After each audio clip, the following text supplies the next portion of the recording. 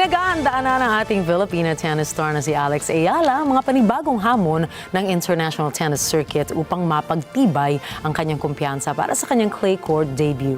Si Kyle Lara nagbabalita para sa clay court swing.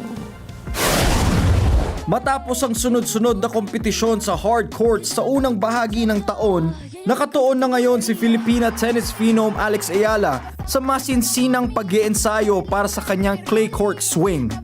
Layunin ng 20 anyos na rising star na mas mahasa ang kanyang laro at makapag-adjust muli sa clay courts habang papalapit ang mga malalaking torneo sa Europa. Ayon kay Ayala, halos isang taon na rin mula nang huli siyang makapaglaro sa clay courts dahil karamihan sa kanyang mga torneo sa mga nagdaang buwan ay ginanap sa hard at grass surfaces. Patuloy na hinahasa ng ating Filipina ang takbo at pakiramdam sa clay habang sinisikap na maging komportable muli sa galaw, timing at lakas para sa laban.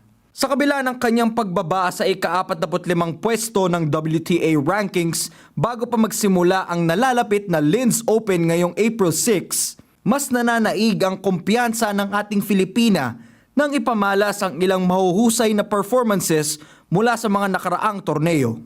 Nakatakda naman ang clay debut ni Ayala sa unang torneo ng kanyang clay court swing, ang 2026 Upper Austria Ladies Linz o ang mas kilala na Linz Open.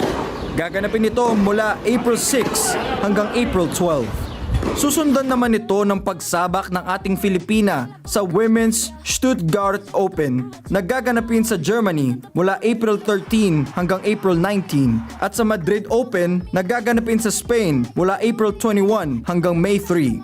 Kyle Lara para sa sports ng mata ng Agila International. Trusted, connected, on point.